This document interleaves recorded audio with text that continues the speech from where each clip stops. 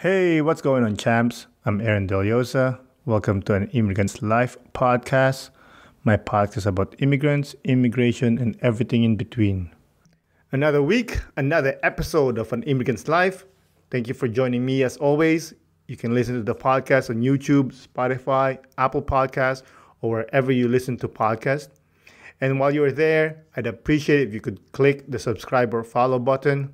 That way, you could help me and the podcast for free.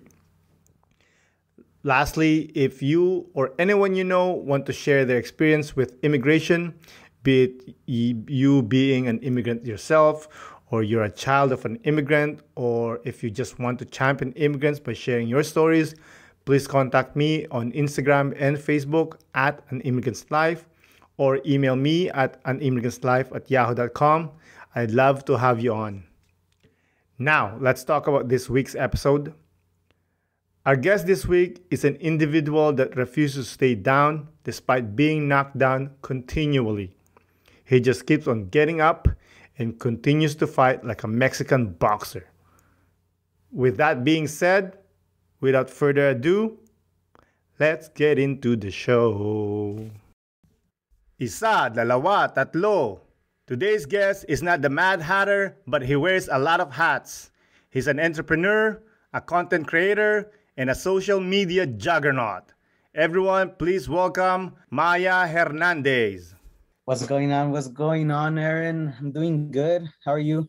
I'm good. First of all, thank you for coming on the podcast. I really do appreciate that. Yeah, of course. Of course. I mean, I reached out for a reason, so yeah, I'm excited. Awesome. Would you like to introduce yourself?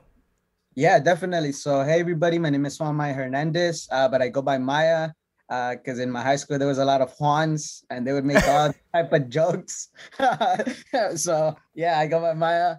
I'm a current, UCLA undergraduate student. I'm studying atmospheric and oceanic sciences. So I studied the weather, climate, and stuff. And I am, I'm building the first and leading startup that bridges the gap between immigrants and, and employers. And that's a little bit about me. And like Aaron said, I like creating social media content on a daily. It's just a habit that I developed. But yeah, that's a little bit about me. I was born in Mexico. So I'm Mexican. So yeah. Oh, okay. You were born in Mexico. Where exactly in Mexico? I was born in Toluca. So Toluca? I was born in I'm not sure if you're aware where Toluca is, but there's Google. Yeah. So I was born in Toluca. It's very close to, I would say it's close to the city. It's close to Mexico City. So I think Which city? Mexico City. Mexico City. Okay. Yeah. And when did you move to the U.S.? I moved to the U.S. Well, when I was very, very young. I was 2 to 3 years old. My parents immigrated here. And it's interesting because during that time, I had seizures. So I had seizures from 2 to 3 years old. And the way my mom describes it, it was a very difficult point in my life because I was very young. And for 2, and in Mexico, the doctors didn't know what was wrong. Like they couldn't diagnose like why I was getting seizures every single day. Like it was a whole year of seizures. It was very frequent. Like my mom tells me that she would spend a lot of time in the hospital because I kept getting them. And then once we immigrated here, I mean, with the U.S., through the emergency. When I came here, I came to an emergency hospital, and then they gave me medication, and ever since then, I haven't had any seizures. But I mean, okay. I don't remember much about it besides what my mom tells me. But you were young. Yeah. But yeah. But is your medical condition prompted your family to move, or it's been a plan even before that? I think it's been a plan before that, because even before my older brother and myself coming with my mom, my dad had already migrated before, and he would try to send money to us in Mexico and stuff. And then I think that it was already planned, but it was sort of an incentive that they couldn't cure me over there. Okay, let's try some other place. And but I wouldn't say for sure that was the main reason. I would say that maybe it was a like a little push, but it was. I think when every time I speak with my dad, he always tells me that was his goal. Like, you know, he wanted to come here because in Mexico, like it's a very poor country, so it's very difficult over there. So and yeah, with the seizures, I think it was just like, you know what, like, you know, let's just go. But I don't know too much on that, but that's all I can share and I know. Your parents, how they doing? They're still together? Yeah, they're still together. I've been really grateful for that. Yeah, they live with me. I'm actually living with them right now. So yeah, because the whole COVID and quarantine, you know, moved back. I used to live at UCLA for my first 2 years, and then my third year, I started commuting and yeah, but my parents are well. They're still together. That's good. I just want to go back quickly on your parents. You said your dad migrated before. What was he doing in the U.S.? He was a farm worker. Okay. Yeah. So he would work in the fields and all that stuff. Like, you know, that's where he started. Because that's where I guess you know, him and his brothers and all these different people like would tell him that's where they would go. Pretty much like, yeah. But that's all I know. I don't know too much really. Okay. Yeah. We have those two here in Canada. We have. Oh yeah. Yeah. Actually, that was an issue when the COVID happened because they closed the border and the migrant workers cannot come, and no one was taking care of the plants for the farmers, and it was an issue. So when your dad was migrating back and forth, your mom was staying with you? Yeah, because I was at the hospital all the time. So yeah, she was the one that was there praying and stuff. So yeah, but yeah, it was mainly my mom. And how did your dad just apply for you guys to move, or how did that work? Um, I mean, I don't feel comfortable sharing that aspect of the interview. Yeah. I don't. Fair enough, fair enough. And did you guys move in Los Angeles first, or Yeah, we did. you guys had your own place, or were you guys living with family? I think for some time we were living with family because we couldn't find a place. But also my dad didn't find like he didn't have like a stable job given that he was working in the fields and stuff. But then eventually we did find a place and we stayed at that place since we haven't moved. We're still at the same place where we arrived and yeah, we haven't moved since then. So, how was Maya's childhood? Was it good, other than the seizures? I mean, I mean, I think my life has always just been a roller coaster. There's been some ups and some downs, like everybody, right? But I think that my story really comes from just resilience and a lot of struggle in my childhood. When I got here, you know, when I enrolled in elementary and I struggled to pick up the English language. Like I speak it better now, but it was difficult. I was in bilingual classes all throughout my time, and it was really hard to sort of, even though, well, because I was still young, but it was very difficult to sort of connect with certain people here, you know, because I had an accent and you know, I didn't know, even though I was still young, like I mentioned. And in middle school, it was one of the toughest times in my life because I was constantly getting bullied. People would just like push me around in school and like, Why? honestly, I mean, I don't know. I mean, it was just I went to an all guys school in middle school. But I guess so. Okay, so taking it back, I went to two middle schools. So in sixth grade, I went to a charter school, and that was fine. That was the okay part of my. What's a charter school?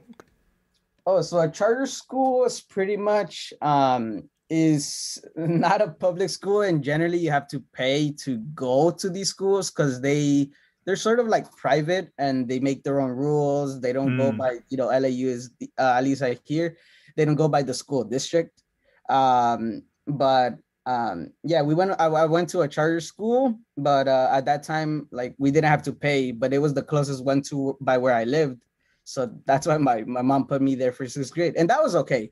Uh, Mm-hmm. but in seventh grade, that's when I switched schools, because my mom felt that I wasn't learning a lot. I wasn't learning enough, like, like my neighbor that was going to a public school.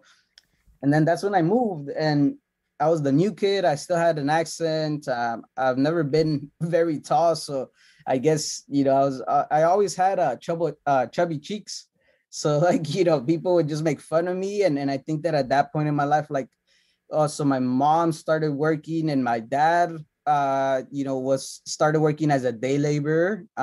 So my dad would do that from the morning to the evening, and then my mom would work at a taco truck from the evening to the night. So there wasn't really somebody I can really speak to. And yes, I had an older brother, but my older brother was in middle school, would just come, he had his own. So I mean, he was in high school, but he was going through his own stuff, and I think that at that time I felt alone. Like, I didn't have anybody to sort of talk to, and, like, You didn't have uh, friends?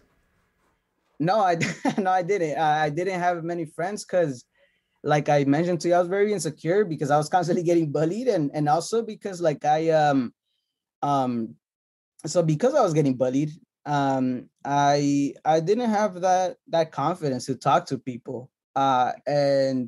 And one of the stories that I like to talk about to anybody, that really sort of shifted my way I looked at life was, so the only way that I spoke to people was playing soccer, because I was just good at soccer. So the only way that I would talk to people and socialize would be in lunch, where I'll be like, oh, let me play, I'll be on your team and we'll score, because I was good at it. Mm-hmm. But the bullying didn't stop, and one of the defining sort of moments in my life in middle school was, we were playing we were in physical education class. And then I kicked the ball over, and then all of a sudden I start seeing kids, like 20-25 kids, start rushing at me. Like, I see them come running at me, and then I was like, okay, like, what the heck's going on? So I started running for it, because I was like, hey, they look mad. Like, I kicked the ball over, whatever. um and yeah, these were the same kids that would, like, bully me, a lot of them. So they would bully me, and it was just sort of like, oh, these, like, what am I gonna do? So I started running, and I was like, if I could just get to the locker room, like, I could be good, because I felt like, I don't know, they were just following me, and then I ended up falling down. And when I fell down, 20-25 kids just start kicking me in my head, start punching me What? everywhere. And then, like, because I tell you, these were the kids that would bully me, and Yeah, this is but why where's the teacher? the teacher wasn't there. I don't know where the teacher was, but um the crazy thing about that story was that, like, all I remember was the people that I used to call friends, they were also kicking me at that time. The people that I would play soccer with, Oh. they kicked me, and I remember that day I was all bruised up. They kicked me in my head. I was just all sad. It was a very dark moment in my life. And then I remember that I was just crying, and I saw the teacher, and the teacher, I told him I was crying, I was bruised, and the teacher, I told him, like, hey, this is what happened, and this is all my teacher told me. Um, all my teacher told me was, as long as you don't tell the principal, I'll buy you Jack in the Box. And that's all he told me. He didn't offer to help me. And it was like, that was the first time I ever asked for help, because all throughout my life, I haven't asked for help. And that was the first time I did. And I was like, okay, maybe they'll help me. And he just proved me wrong. Like, he tells me these things, and he doesn't say anything. He did bring me Jack in the Box, but besides that, I didn't tell anybody. He didn't tell anybody because he didn't want to get What fired. the So yeah. But wait, how did you feel when he said, "I'm gonna buy you Jack in the Box"? Were you surprised? Like, hey, no, you're supposed to do something else, or were you just like, oh, at I least was he's giving you attention, kind of deal? Nah, man, I was just defeated. I mean, I was already defeated, like, mentally and, like, physically, and, like, to hear him just say that after I've been looking for help, like, I was just defeated, man, and I felt like nobody cared of me. And for full transparency, like I actually like I had suicidal thoughts during that time in my life. Because I felt like I didn't like going to school. These kids fucking they're bullying me all the time. This teacher that is supposed to help me tells me he's gonna buy me Jack in the Box, and I can't I can't talk to my family because they're always working. So I felt helpless. Yeah. And but yeah, man, I mean that's how my childhood was. Like it was filled with like bullying and struggle and just a lot of insecurity and just not fitting in with anybody. Like maybe like even with soccer, sometimes that's all I felt like. Those were the people. That's all they wanted me for. Like like we all we did was play like soccer, and after that, like they didn't they didn't talk to me and stuff. Yeah, like Maya, score the goal, bro, and then get out of the way. yeah, pretty much. Like that's what. Yeah. They wouldn't talk to me outside of school, and even in social media. Like even some people would just whenever I would put stuff, people would say like, "Oh, this kid's a nerd," and I'm telling you, like I would just get bullied, man. Like there's nothing wrong being nerd, dude. There's not. I am a nerd, and I'm proud of it. Yeah, man. But I think that at that time I just wasn't there. Like mentally strong, I just wasn't there. I was everything. I would cry out every day. Like people would just make me cry and stuff, and it was just like a part of my life where I was like, man, this is bad. But I couldn't do. I felt like I couldn't do anything, and I didn't tell anybody. I actually you were a child. Yeah, I didn't tell anybody about this story until my family, until any teacher and any counselor, until I was a freshman in high school. So maybe I would have had different benefits, and maybe my life would have looked different if I would have spoke out about this incident, but I did not. And yeah, that's why I'm always like telling my little brother and everybody that I talk to, you just gotta ask for help. You gotta do it, because I didn't do it.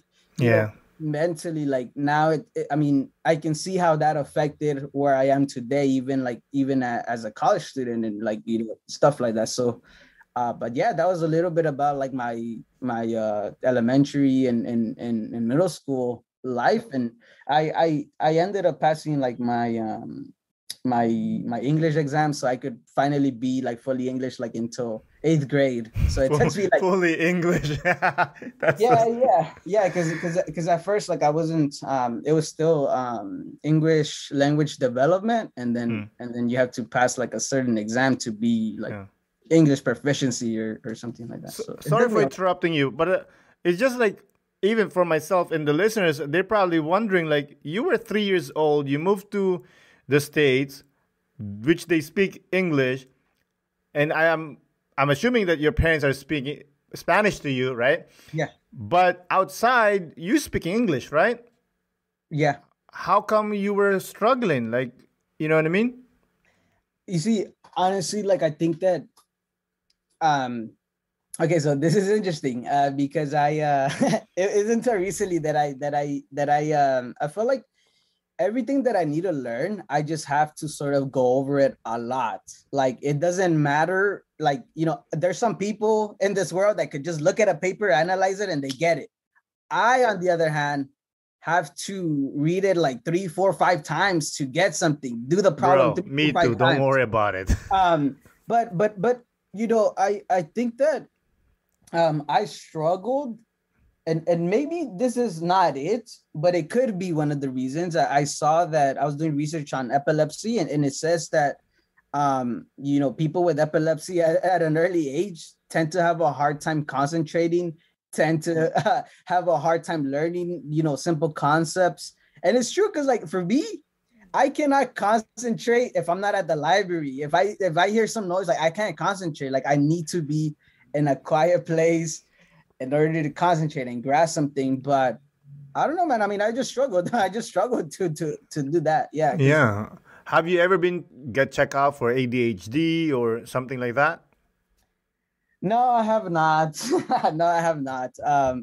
But no, man. I mean, I think that I think that I think another reason why is because I did go to like a low income middle school where they, my friends spoke Spanish. So it wasn't like I spoke with English speaking friends all Oh, the okay. time. So like, in my community where I lived, there was a large majority of Spanish speakers as well. And even some of my classmates were also English learners. So Mhm, like, I wouldn't say that necessarily like I was always with English people, like with people that spoke English. Like mhm. majority of my community where I lived was low income, spoke Spanish, was also English. So it's not like, it's not like, oh yeah, like I go to the store, they're speaking English. No, like there's stores here that speak Spanish because, that's where I live. And that's Yeah. just, yeah. So I guess those two could be the reasons. I don't know, man. I just No, struggle. those are legit. No, that's it's always an issue with immigrant kids. Is because of most of the parents they speak their native language, and Yeah. then they live in a community that belongs to that speaks pretty much the same languages.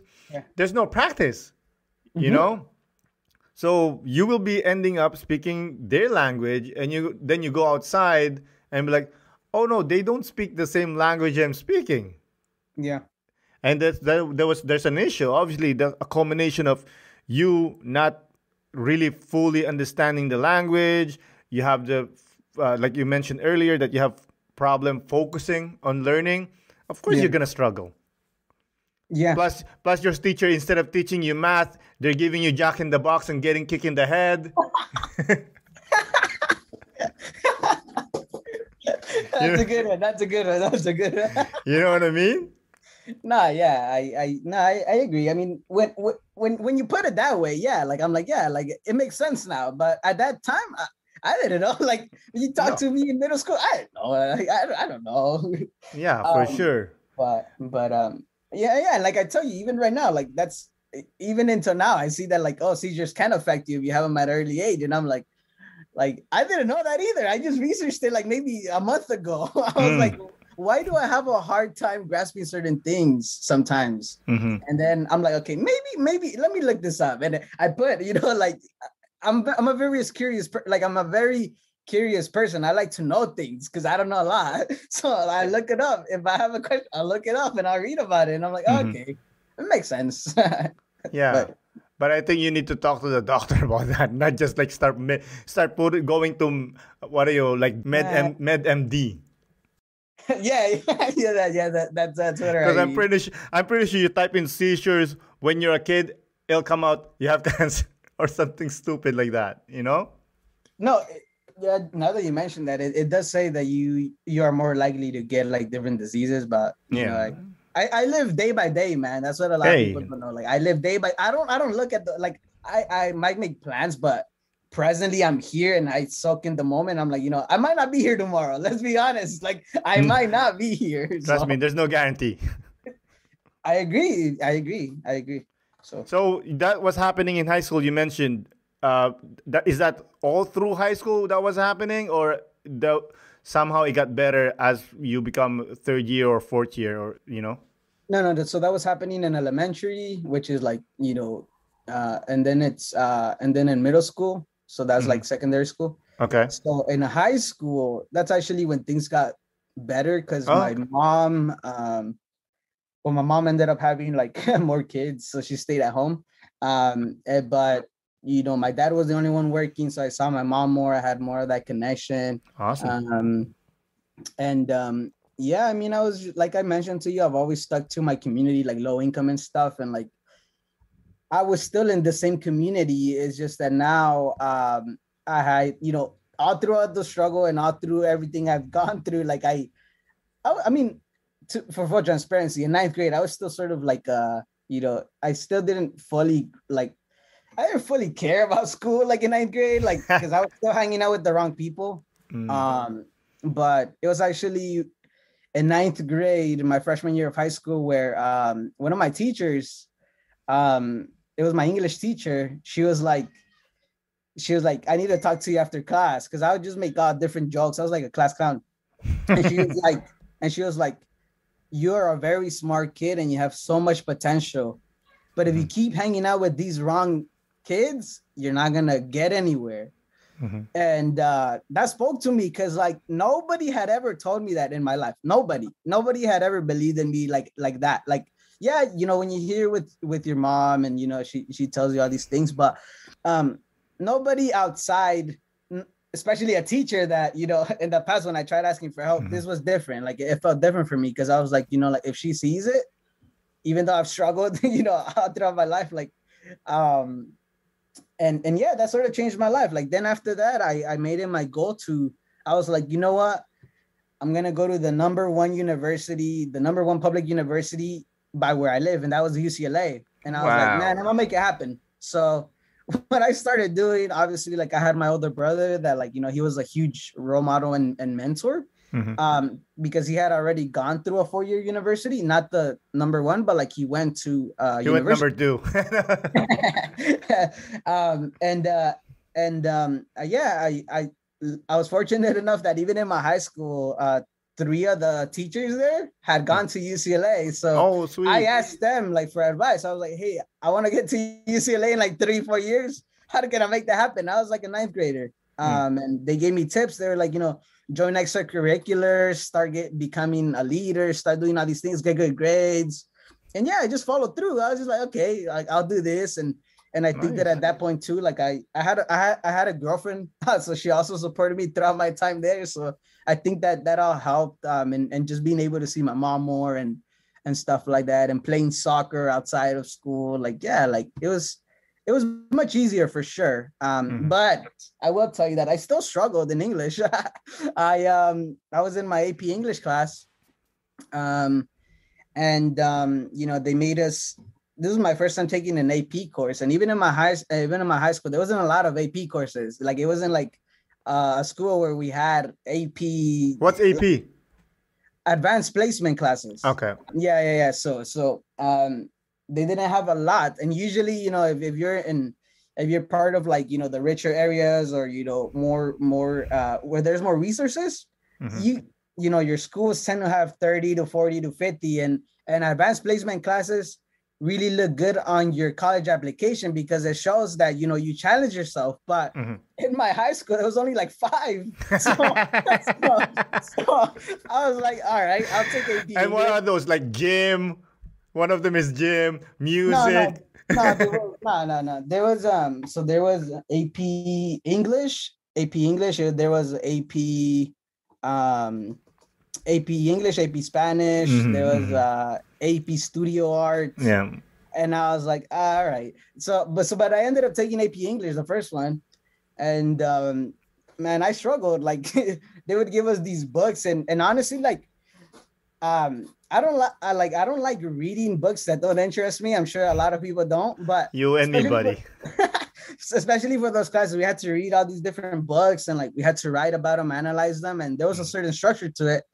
But because up until 8th grade, like I wasn't even like at normal English. Like at that time, like I struggled, and I remember that I remember my teacher, my English teacher, she was like, she put me off after class, and she was like, Maya, you're gonna fail my class if you don't get it together. And I was like, but I'm trying, you know, like I'm trying.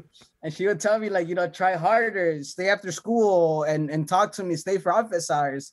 Nice. And I was like, and then I started thinking like, okay, I do want to go to UCLA, and UCLA can't see me fail this class, like they can't. So what I started doing was just staying after school, just asking for help again. You know, this whole concept of asking for help, asking like, hey, I need help. Yeah, I tell you, these were advanced placement reading level books, and they had this high vocabulary, and I struggled, man. Like I struggled I had to Google every single word on like two, 3 sentences. Hey, man. At least you have Google. We had dictionary, bro.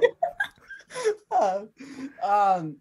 Actually, yeah, there was the dictionary, not Google, because we couldn't use our phones in class. It was the dictionary. Like she would have the dictionary. But yeah, man, I struggled, but she helped me through that process, right? And I think that yeah, I ended up getting an A in her class, and even like and the final paper, because I would stay a lot and kept asking questions, and I was kind of annoying her, but like how do you call it? I ended up getting like the highest grade on my final essay out of anybody.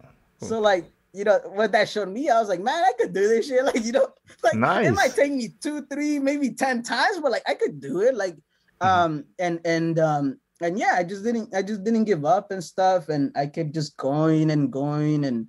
And so, so in my third year, um, this is when I didn't know I was undocumented. Like I didn't fully grasp it until I was in my third year of high school.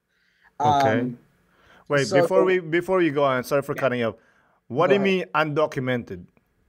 Well, so uh okay, so in the US, there's different types of immigrants. Like there's people that that seek asylum, or there's people with different I'm not sure if you're familiar with the DACA program or the TPS program. Yeah, so okay. So in the US, it's a very different immigration system, right? Like not anybody can obtain citizenship. As a matter of fact, nobody can obtain citizenship if you're an immigrant. But there are things like there are programs for if you meet certain eligibility, you do get some benefits of like a social security number, and you're able to work. You get a work authorization. But if you don't qualify for those programs, you're not able to work, like, under law. So I didn't qualify for any of these programs. So that's what I mean by undocumented. Like, being an immigrant is not just like, there's things as like you're a DACA immigrant, so you're a TPS immigrant, you're a visa immigrant. There's different types, and those different types have different benefits, but also have different eligibility requirements, or else you just don't get it. And it's not as easy to get citizenship here. So Yeah. okay. So So yeah, I I have cut you off. You're talking about finding out that you're undocumented. yeah. So I didn't have that throughout my time, and in my third year, that's when I realized I didn't have it, because um I got nominated to be a student leader at a great organization here, because I was just an exceller student, and I was like, but I was about to fail English, but okay, like, I'm still here. I was really involved in that organization. It's called United Way. And in summer, they actually pair up those student leaders with an organization for an internship, a paid internship. Like, it's guaranteed, like it's their partners is guaranteed. But given that I, I can't work and I don't have a social at this time, um, you know, they were like, oh, you need a social security number, or you need this, and I didn't have any of those documents, and that's when I was like, oh, like, what does this mean? And like, I kept asking questions, and then and obviously at that time, when was this? Like 2016, 2015, maybe. At that time, like, immigration and just the legal status, like a lot of people were not, they weren't still as aware as they are now. So there was less help back then. But yeah, that's when I realized that I was undocumented. I wasn't able to get paid through like a normal social security, through clocking in hours. Fortunately, I got a scholarship, and that's the way that Oh, they wow. sort of paid me. But Congratulations. yeah. I mean, it was like, yeah. So it was just as a replacement for the payment. But yeah, I was grateful for that. But that's when I realized I was undocumented. I was an immigrant, and I was like, oh, okay. Um, and then in and then in that same year as well, like I needed to get near perfect grades because for colleges here, what they really look at is they do look at your transcripts, but they tend to prioritize your third year because they tend to say that, like, your first 2 years, like, they could be all right as long as you show improvement, but in your third year, that's when it matters, because by your third year you should have something, you should be at a certain level, specifically if you want to go to these top universities. Yeah, that was my only goal. I mean, I had to sacrifice my relationship, and You broke because up with a girlfriend? no, I mean, we were already having issues. But I think that, at that time, I knew what my goal was, and I was like, you know what, like, this is what I want in a year from now. Um, like I needed space to focus on this, like I because this is what I wanted.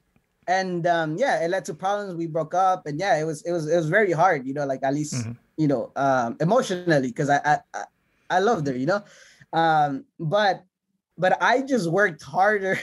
Like, this sounds bad, but like I worked harder, and I ended up getting into UCLA because I ended up getting near perfect grades, that occurred because I worked for it. I stayed after school at every class I had, that was my goal. And and then when I heard that UCLA accepted me, yeah, I was really happy. But yeah, so That's awesome, man. yeah, And what you're taking, you said something about weather. yeah, well, yeah, I guess I can talk about my UCLA experience now, if you like. But so fast forward to UCLA, my freshman year. um I ended up moving to UCLA, so I took out a loan to live there, because I felt like it was an experience I needed to take, move away from my family a little bit, Yeah. try the college life. And I mean, I didn't see it as, this is 4,000. I saw it as an investment, like, hey, this is an investment of my future, of my, something that I've never experienced before, because UCLA is near Beverly Hills, and like that's like the The nice rich of area. the rich. Yeah, the nice area. And I was like, man, like I have to go over there. Like You thought you were balling. no, I was not balling. But I will say that even going to UCLA is a blessing, and I'm grateful because um so there's this thing called the AB 540 in California. I'm not sure if you're No. aware of that. Yeah, so what they do is that essentially, like, because I'm an immigrant or undocumented, they consider me as a non-resident, so they consider me as an international student. But through AB 540, I'm able to to pay in-state tuition, so I don't have to pay like the international, like with the international students pays. But also there's the Dream Act. There's this thing called the Dream Act where and this is in California, where we're not able to get federal aid, but we're able to get state aid for university. So we're able to get some grants, like the California grants. But depending on how your GPA was in high school, that really determines how much aid you're gonna get. So yeah, those are two things that in California, as an undocumented student, like but even with that, like, you need certain requirements. If you don't meet them, you might not qualify for AB 540, so you might pay out-of-state tuition. You might not qualify for the Dream Act, so you might not even get state aid. So, like, that's why I say that there's different levels to being an undocumented or an immigrant in the US, because it's very complicated. And then there's no clear pathway to citizenship here. So it's, and you have to keep in mind too, that like, if these people don't have DACA or, some sort of program that allows them to work, these people can't legally work. And yeah, so it's difficult for sure. That's crazy, man. Like, there's so much. When are you moving to Canada? I told you, I'm going to Canada. All you're telling me all this thing, I'm like, man, just there's no like. Listen, I don't know anything much about immigration law in Canada, other than my personal experience, but it was pretty straight up. You come here, you stay for a certain amount of time, and then you become a resident, and then after I think a year or two, unless they change it or whatever, then you can apply for citizenship, and then citizenship, that's it, you're good. What you're like AB 40 is like, I feel like I'm playing a Nintendo, up, up, down, down, left, right, B, A, B, A. And then at the end, you don't even get the lives. Yeah, that's man. I mean, nuts. Honestly, yeah, it's interesting you say that, because that's how it kind of, I mean, that is how it is. Sometimes they put up a program, but keep in mind that in California, there's around like 10, 11 million immigrants here that are either through some of these programs, but there's a large majority of them that also don't qualify for any of these. So how do you qualify? Well, okay, so So there's this program called the DACA, the Deferred Action for Childhood Arrivals, and the way that you so I talked about this one, but you for this one you get 2 years of protection from deportation, so they can't deport you. So that's a benefit. Another one is you get work authorization, so you can work. You get a social security number. You can also apply for a California driver's license if you have this. But in order for you to qualify, you have to be, you have to be before you have to be older than 16. You have to be here in the US since like what 2010, 2012. Mm-hmm. And those are and that's essentially for people that came as as young kids that were like 2 to like 7 years old and stuff like that. But if you come to the US, like if you're 18, you probably don't qualify for it. But even then, even in the news, even in California right now, so there has been a delay with DACA renewals. So you have to renew it every 2 years. Mm-hmm. So if you don't renew it on time, your employer can pretty much fire you because you're not able to work once You're not legal. Once it expires, you can't work and you could get laid off. And even right now with the whole pandemic, there's been, how do you call it? There's been a slowdown of renewal cases.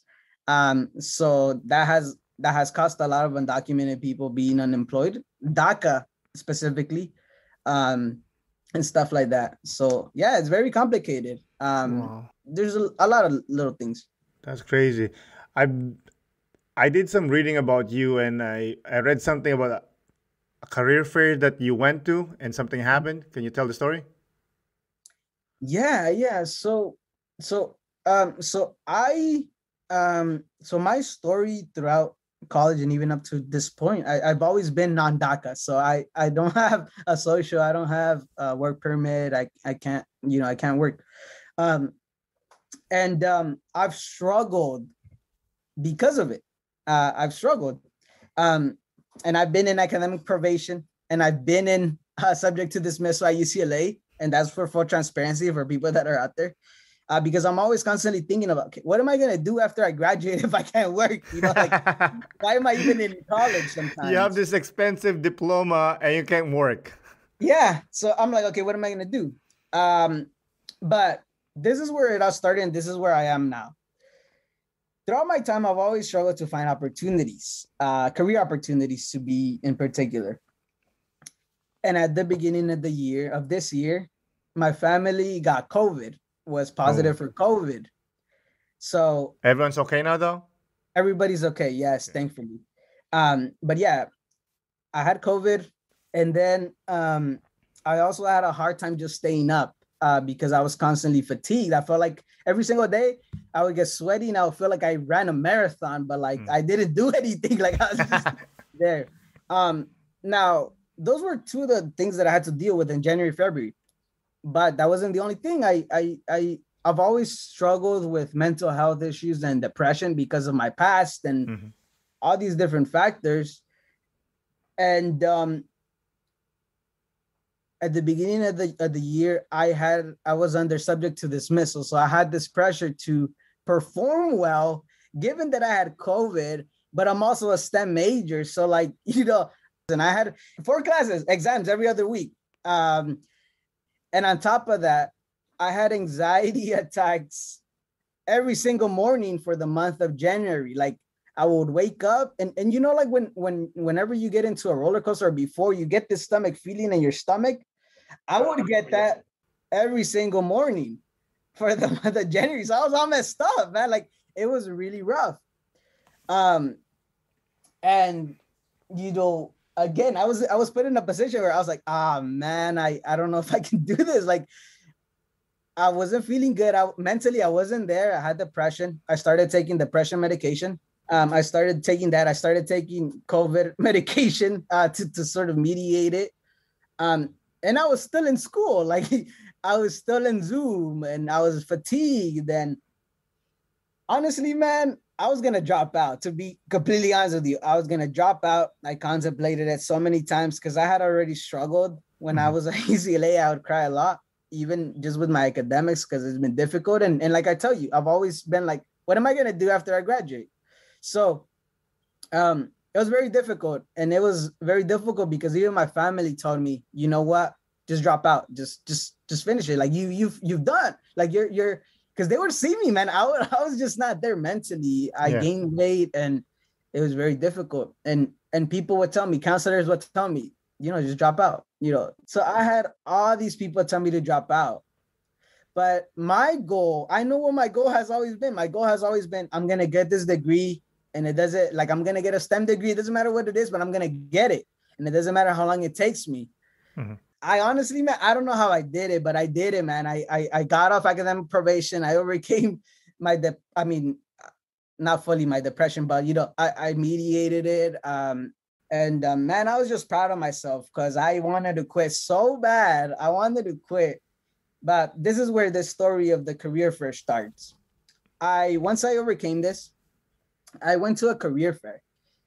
Immigrants don't go to career fairs, and undocumented students don't go to career fairs because I'm not sure if you're aware, but even UCLA, because it's in Beverly Hills, it's majority Asian, it's majority white, and Hispanics, Latinos, undocumented people are the minority. So it's very easy to, feel like you don't belong there. And I felt like that all the time. But I was like, you know what? I've already overcome one of the biggest obstacles in my life. I'm just going to go and network. I go, I talk to these people. I guess they interviewed me. They asked me questions. But I wasn't looking for a job because I can't work. I'm not looking for a job. What surprised me the most was I ended up getting a couple emails, 2 days later from these companies. And they were like, we wanna bring you onto our team. These were startup companies. And I ended up following up with one startup, which was like a fintech startup that dealt with like taxes for students. They wanted me to be their growth hacker intern. They wanted me to do growth hacking for them, based on my background and my experience. And they were like, we're gonna pay you $20 an hour, but we do not know how to hire you. You're very skillful.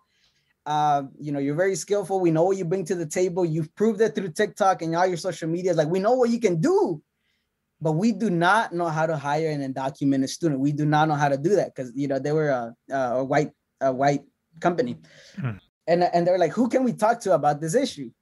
So I referred them to the undocumented student program at UCLA, and they ended up talking. And I was hopeful that maybe something would work out. Unfortunately, I didn't get the position. I didn't get it. Why? I didn't get it because, like I mentioned to you, there's, I can't legally work. I don't have work authorization. I don't have a social. So, in the startup's point of view, it's too risky, especially because they're early stage and they don't want to risk the legal stuff, right? And they just didn't want to deal with it. They weren't knowledgeable about it. But what this experience taught me was, listen, there's people out there wanting to help you. There's people that want my skills. They're just not knowledgeable on how to do it. At least, in the US, they're not knowledgeable on how to hire an immigrant undocumented student. And I started and I went online, man. I went on Google and I was like, okay, this was this year, man. I went on Google and I was like, is there a company that can help me find a job? Is there a company that can help me find a job as an undocumented person? I couldn't find it. I was like, okay, like, why isn't there something there? Like, I need a job, I've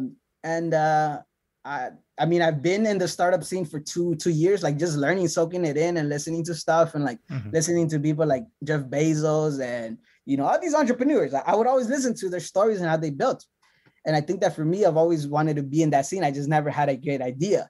But this, from personal experience and personal struggle, I was like, okay, maybe I should do this. So I ended up saying, I bridged the gap between undocumented students and employers.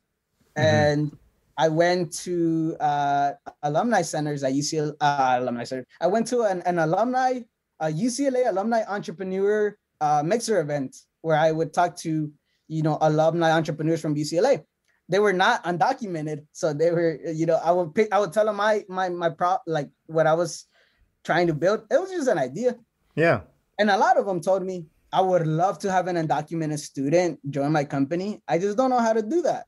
And I kept hearing it over and over again. I kept hearing it, from one company to another. And then I was like, okay. And then I was like, okay, maybe this is just like a me problem. Let me figure out if some of my friends also deal with this problem of not being able to find a job or like not knowing when to apply. And I ended up interviewing 14 of my friends within like a week. I interviewed 14, like through Zoom, 30, 45 minutes. And this is how you start your company? Yeah, this is where it all started, man. I started interviewing these people. I would sit down with people like this. I would just ask them, like, what are some of the things you struggle with as an undocumented student, obviously in the US. And they were like, yeah, like it's very hard to find even a career coach at the career center because they're not undocumented. So they can't really guide us. It's kind of like what you mentioned at the beginning, right? Like, it's hard to talk about immigration if you've never been through that. You've never been through that experience. So how are you going to, the career coaches at the career center at UCLA are trying to advise us on something they don't know. And that was one of the things. Another thing is accessibility factor. Here in the US, immigrants tend to be family oriented, very, very family oriented. So a lot of them commute and they help out their families by working. They work 2-3 jobs to help their families because they're low income. So a lot of the times it's very difficult for us to take advantage of these opportunities because there's other things outside of school that we have to help out on because it's not just our career. Like it's a privilege if you can only focus on your education as an immigrant here. And yeah, I started, just getting this knowledge. I started doing my research and yeah, man, I mean, I came up with this idea. I was like, okay, let me start doing this. And ever since January, February, I kept pitching it, kept learning. And then I started just putting stuff on Instagram. I was like, you know what? I'm going to create an Instagram. Let's see how people respond. And then just the part is that I have the network of immigrants here. Like I have a good network of people that know who I am. And I know some nonprofits. And I put up some applications of like people to join my team because I knew that being in the startup scene is very... it's very difficult doing it on your own. Yeah, that's why it's called startup. Yeah. So I was like, okay, I need help. I need a co-founder. So I found my co-founder and then, just started brainstorming stuff. And yeah, man, I mean, now, this startup is really, really just really defining into a business model, like the correct one. But it has come from constant pitching it to different nonprofits, constant pitching it to different dream centers, which are like the undocumented centers at universities to people. Yeah. But we're making good progress in a sense of like, okay, now we're understanding what we could probably do. And like I mentioned to you, immigration issue here in the US is very difficult because you can't say certain things. You can't say help an undocumented person get a job because legally undocumented people can't get jobs, like legally, like by law. So you have to be specific on how I communicate. Like if I say I help DACA people get jobs, that's okay. But I can't say undocumented because legally an undocumented person can't get jobs. So stupid. So that's very so yeah, like, but all of these things I'm learning by talking to different people and hearing their feedback and that's amazing, man. But you want to mention your company's name? You haven't mentioned it. Yeah. So yeah, we came up with Prepare. And Prepare essentially what it does is, back then 2-3 months ago was something different, but now it's really just focused on helping companies diversify their pool of talent in the US based companies. And yeah, because it's at the right time because in the US there's a shortage of employees. A lot of people left jobs because of COVID. A lot of people don't want to go back, so there's a bunch of jobs that are not being taken up. And we're trying to really connect the two because, like I tell you, even in the US, there's still a lack of awareness of the DACA people that can work. And a lot of companies refuse to hire those people, even though it's illegal to refuse a DACA person to do it. So that's what we're trying to fix. We're trying to just connect the two. And we're the first and leading recruiting agency to do that. So that's what we're doing right now. So you're essentially a recruiting company that undocumented people will come to you, and then you will approach companies for them to hire these people. Correct? Right. And then we'd get paid for, for a fee for the whole recruiting process. So hey, one needs to eat, man. You know what I mean? We all gotta eat, right? But yeah, that's what we're doing. I mean, right now, we're really just building our team. We just got 3 fellows to join us. One to help us with events, one to help us with partnerships, one to help us with content creation. And then, like pretty much applying to accelerators and continue to pitching and continue to grow our network. Because really the hard part is just finalizing one company. Like the hard part is the beginning, right? So once we can get one company, once we figure out the whole process of like, okay, this is how we do it, then it's a matter of just scaling and applying to accelerators and pitching to investors and venture capitalists for funding. But it is a huge need right now, specifically because, like I tell you, DACA people have lost their jobs because of the renewal having some delays. So it's at the right time, and I'm at the right place to do it. Yeah, man, it sounds good, and I mean, I think it's you're very passionate, and it's a good idea. It's a great idea. It comes from the heart. So comes from experience. Yeah, exactly. That's where it comes from, and yeah, like we hope to do it like all across the US, so like in different states. So, in California and Texas, where there's the majority of DACA people. But then eventually what we want to do is we want to help any immigrant, regardless of legal status or not. Because like I mentioned to you, some don't qualify for DACA, some don't qualify for all these other things in the US. So our whole goal would be, can we come up with a solution for that? For those people. And there's ways, like there's ways we could either, help them create businesses and then connect business to business, or we can help them become independent contractors and, connect them like that. So there's ways around it, but like I tell you, it's very, like the difficult part is not the business model. The difficult part is not finding a team, because we get a lot of people message us or tell us, do you accept volunteers? And we're like, we haven't even launched. We're not making any money. Like, we're still very early stage. We're barely managing our team right now of 5. But it's volunteer. You're not taking volunteers? At least not right now, because like I tell you, we've pivoted our business model because at first we were going to be a subscription service, B2C. But that was it was going to be a bit more difficult because we don't have like that software capabilities, at least right now. Mm-hmm. Yeah. So yeah, but I mean, I know we definitely will. But also like our business is still not registered as an official business entity yet. So, once that is approved, then yeah, we can start charging people. We can start doing all these things, but there's a lot to learn, like even just on how to hire a DACA person.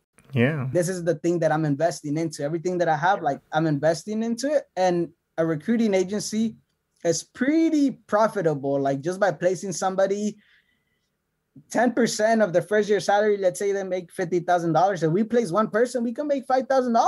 Mm-hmm. So like, of course. So like, so yeah, I'm taking this route. I mean, as you can see, like my life has been all over the place, but I've always liked like challenging myself, even with English. Like I suck, but like I knew that like if I put in the work, like I can get somewhere. And because this problem is like so close to me and like so close to home, and like I've seen, life like just struggling to, pay some stuff or like, medication and all these different things. Like, I think that for me, what really motivates me is to help, the next generation of immigrants that are unable to qualify for these programs and help them find or create their own career opportunities. So they don't have to struggle like I did, you know. So at the end of the day, like that's what motivates me. Yeah. You know, if I figure out how to get from point, you know, being low income to at the top, to be at the top, like, okay, then I'm gonna help other people. Then I'll retire my parents that have done so much for me, and like then I can give out scholarships for these people that also struggle like me. And like that's what motivates me. I want to get to that point, but I know in order to get to that point, like I need to make some sacrifices, you know. And like and there's a lot of stuff I need to work on too, you know. Like I Exactly. Yeah. Exactly, man. For sure. For sure. Listen, we're there. But before we close out, do you have any last remarks for the listeners? yeah, definitely. If you're an immigrant out there listening to this, you know, there's nothing that you cannot do. Just, you know, it might be scary to go for something. I'm really scared to do whatever I'm doing today, what I was doing in math and stuff. But I think that if you just work for it, you can get it. And really, like, don't give up. You know, I've always told people that I have nothing to lose. I've already been low income. I've already had seizures. I've already been had suicidal thoughts. I've already been all messed up. And obviously things could be a lot worse, but um if you just put in the work, and that's all I hear, man. That's all I hear from these motivational people like Jeff Bezos. I hear from Eric Thomas. I listen to all these, you know, highly successful people, and they're like, you know, just work hard, and that's what I'm doing. You know, I post a lot of content. I'm working on this every day, and I hope you follow my journey. So follow me on Instagram. You know, J Maya Her. Subscribe to the email list for our prepare stuff. We're gonna launch in November. And yeah, there's nothing you cannot do, and I hope to, you know, speak to one of you that is listening one day, because I'm always open to meeting new people. But Yeah. that's pretty much I'm it. sure. I'm sure they'll reach out. Listen, Maya, thank you so much for coming on the podcast. I really do appreciate it. Yeah, of course. Thank you for having me. I know that yeah, it was just I just messaged you randomly, but you Oh, know, I like love it. I love when people reach out, man. yeah, man. Yeah. Have a good evening. You too, you too. Bye Thank bye. you. Bye. Again, Maya, thank you for coming on the podcast. I really do appreciate it. Thank you, listeners, for listening. This is Aaron Del Yosa for An Immigrant's Life. I'll see you guys later.